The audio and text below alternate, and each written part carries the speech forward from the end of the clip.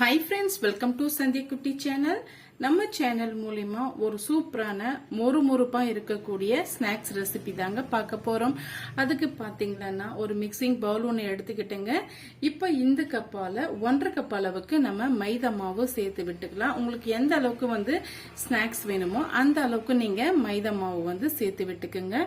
இன்னைக்கு பாத்தீங்கன்னா இந்த கப்பால நான் 1.5 கப் அளவுக்கு நான் மைதா மாவு சேர்த்துக்கிறேன். பாருங்க 1.5 கப் அளவுக்கு நம்ம மைதா மாவு சேர்த்தாச்சு. இப்போ இந்த மாவுக்கு இந்த ஸ்நாக்ஸுக்கு தேவையான அளவுக்கு நம்ம உப்பு சேர்த்துக்கலாங்க. ஒரு 1/4 டீஸ்பூன் அளவுக்கு நம்ம சால்ட் சேர்த்துக்கலாம். இது கூடவே வாசனையா இருக்கிறதுக்காக நம்ம ஓமம் சேர்த்துக்கலாங்க. நான் இன்னைக்கு 1 டீஸ்பூன் அளவுக்கு ஓமம் எடுத்திருக்கேன். எடுத்துட்டு இது நல்லா கைகளால கிரஷ் பண்ணிட்டு சேர்த்துக்கலாம். இது போல நல்லா நசுக்கிட்டு சேர்க்கும் போது நல்ல வாசமா இருக்குங்க. நம்மளுடைய ஸ்நாக்ஸ் நல்லா இருக்கும், டேஸ்டியா. இப்ப இது கூடவே ஃபிளேவருக்காக நான் கருப்பெல்லு சேர்த்துக்கிறேன். அதுவுமே 1 டீஸ்பூன் அளவுக்கு நான் கருப்பெல்லு நான் சேர்த்துக்கிறேங்க. பார்க்கறதுக்கு நல்லா இருக்கும், சாப்பிட்றதுக்குமே ரொம்பவே டேஸ்டியா இருக்குங்க.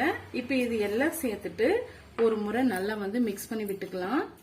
நம்ம சேர்த்து இருக்க இந்த உப்பெல்லாம் இந்த மாவோடு நல்லா கலந்து வரணும். அதனால இது போல நம்ம சேர்த்துக்கலாம். இப்ப மாவு சேர்த்துன கப்பாலே நம்ம 1/2 கப் அளவுக்கு ரீஃபண்ட் ஆயில் சேர்த்து விட்டுக்கலாங்க. இது போல சேர்க்கும் போது நல்லா கிறிஸ்பியா நமக்கு அந்த ஸ்நாக்ஸ் கிடைக்கும். நம்ம வச்சிருந்தோம் சாப்பிடலாங்க.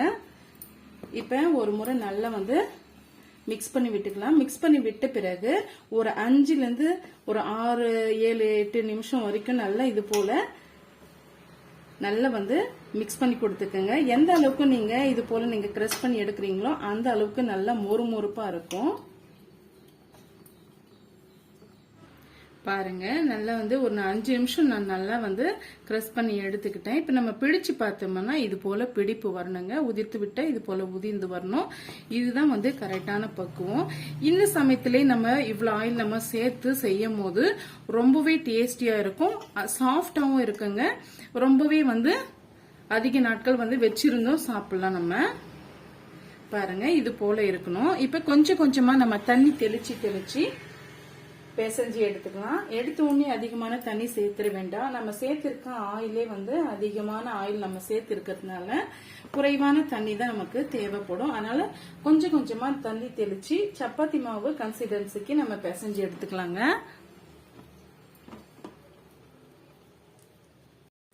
பாருங்க இது போல நம்ம பிசைஞ்சு எடுத்தாச்சு.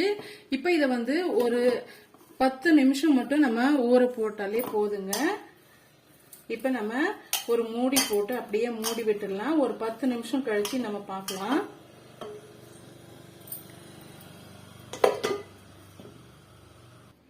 பாருங்க இப்போ ஒரு 10 நிமிஷம் போல ஆயிடுச்சு. இப்போ ஓபன் பண்ணி பார்க்கலாம். பாருங்க இந்த அளவுக்கு சாஃப்ட் ஆயிட்டு வந்திருக்கு. இந்த அளவுக்கு ஊறி வந்தாவே போதும். அதிக நேரம் ஊற வேண்டிய அவசியமே இல்லைங்க. இப்ப இது ஒரு முறை நல்லா மிக்ஸ் பண்ணி கொடுத்துக்கலாம். அழுத்தம் கொடுத்து மிக்ஸ் பண்ணி கொடுத்துக்கலாங்க. இது போல மிக்ஸ் பண்ணி விட்ட பிறகு இப்ப இதுக்கு மேல ஆயில் அப்ளை பண்ணணுங்க. அதுக்கு பாத்தீங்கன்னா நம்ம எடுத்திருக்க கப்பாலே ஒரு 1/4 கப் அளவுக்கு ரீஃபண்ட் ஆயில் எடுத்து வச்சிருக்கேன். இப்ப இது கூடவே நம்ம கார்ன்ஃபிளவர் மாவு சேர்த்துக்கலாம்.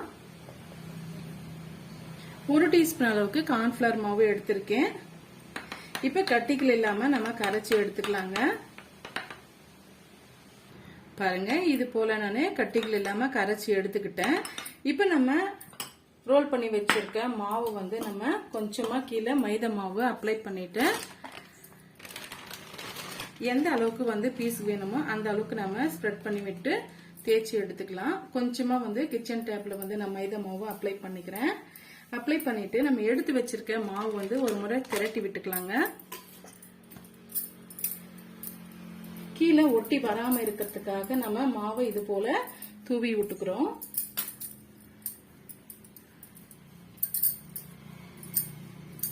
இது போல நல்லா லென்த்தா நீங்க செய்து எடுத்துக்கங்க. இப்ப நம்ம கட் பண்ணி எடுத்துக்கலாம். சப்பாத்தி மாவு போலதான் நம்ம பிசைஞ்சு எடுத்துக்கணுங்க. பாருங்க இந்த அளவுக்கு நம்ம செய்து எடுத்துக்கிட்டோம். இப்போ எந்த அளவுக்கு வந்து பீஸ் வேணுமோ அந்த அளவுக்கு நம்ம கட் பண்ணிக்கலாம்.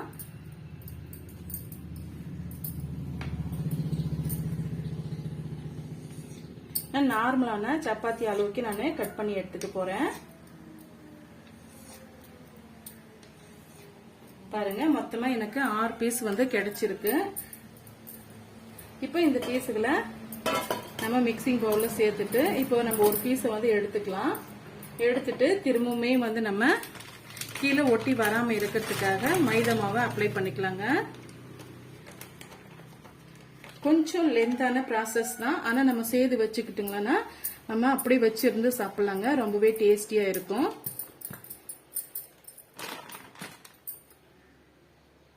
இப்ப பாருங்க, இப்ப ரொட்டி கட்டையை வச்சு நம்ம திரட்டி எடுத்துக்கலாம். எந்த அளவுக்கு வந்து உங்களால தின்ன வந்து திரட்டி எடுக்க முடியுமோ அந்த அளவுக்கு தின்ன வந்து திரட்டி எடுத்துக்குங்க. கீழே ஒட்டி வராம இருக்கிறதுக்காக இடையிடையே வந்து கொஞ்சமா நம்ம மாவு இது போல தூவி விட்டுக்கலாம். அப்பதான் தேய்க்கிறதுக்கும் ஈஸியா நமக்கு நல்லா வருங்க. இது மாதிரி தேய்ச்சி எடுக்கிறதுக்கு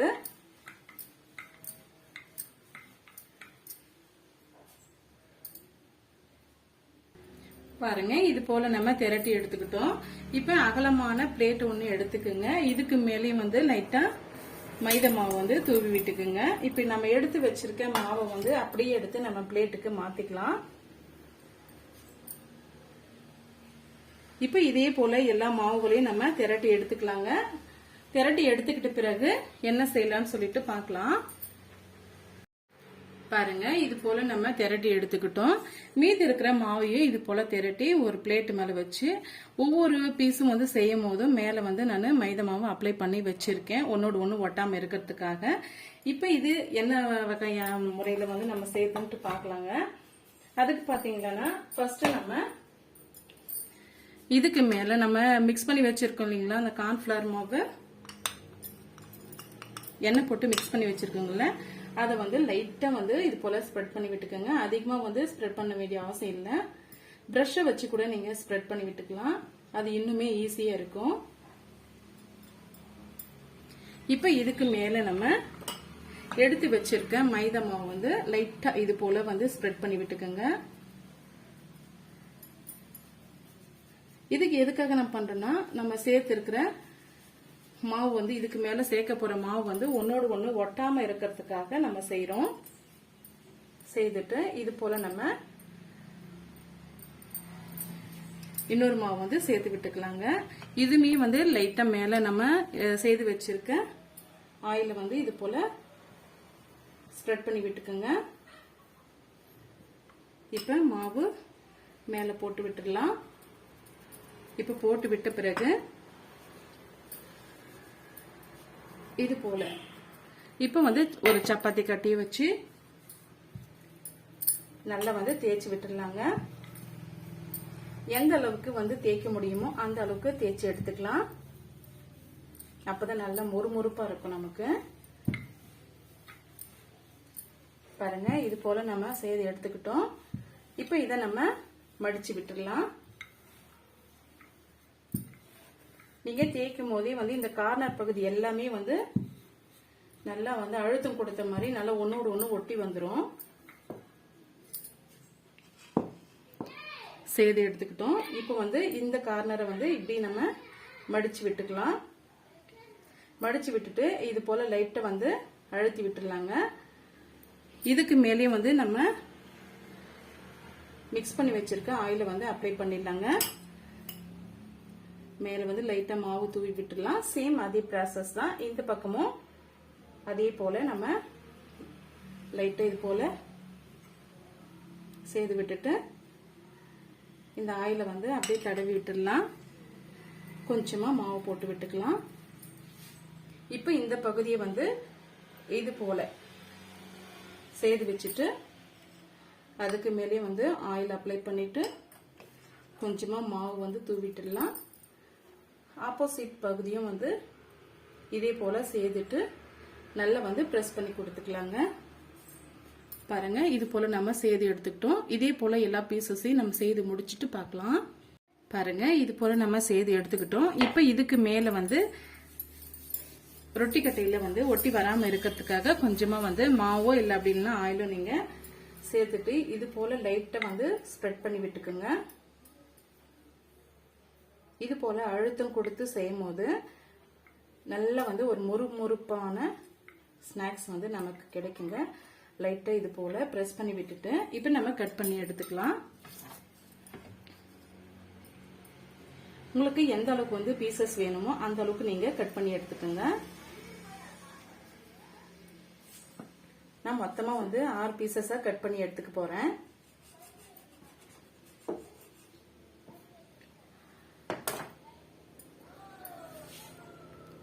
பாருங்க சூப்பரா நம்ம லேயர் வந்து எப்படி இருக்குன்னு சொல்லிட்டு இப்ப இதே போல எல்லா பீசஸும் நம்ம கட் பண்ணிட்டு பார்க்கலாம். பாருங்க பொரிக்கிறதுக்காக ஆயில் வந்து நம்ம சூடுபடுத்திக்கிட்டோம். மீடியமான ஹீட்லயே இருக்கட்டுங்க. இது போல நம்ம எல்லா பீசஸும் சேர்த்து வச்சுட்டோம். இப்போ ஒவ்வொரு பீஸுகளை நம்ம சேர்த்து விட்டுக்கலாம்.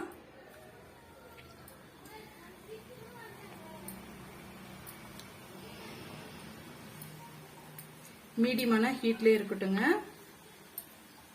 இல்லைன்னா மாவு வந்து மேல் மாவு கருகிட்டு உள்ள இருக்கிற மாவு வந்து வெந்து வராம இருக்கும்.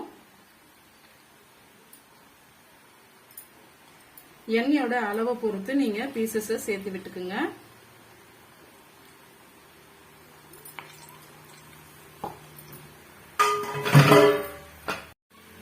பாருங்க ஒரு 2 நிமிஷம் ஆயிடுச்சு. இது போல வந்து நல்லா வந்து திருப்பி விட்டுக்குங்க.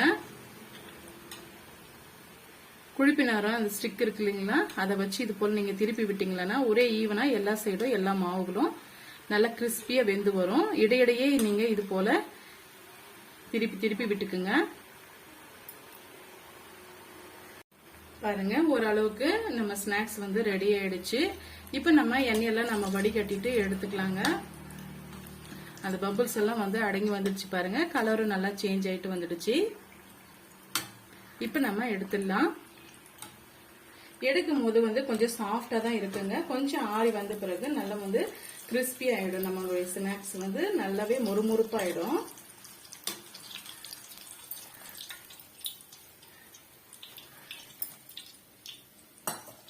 பாருங்க சூப்பரா வந்து ரெடி ஆயிடுச்சு. இதே போல வந்து நெக்ஸ்ட் பேட்ச் நம்ம போட்டுட்டு பார்க்கலாம்.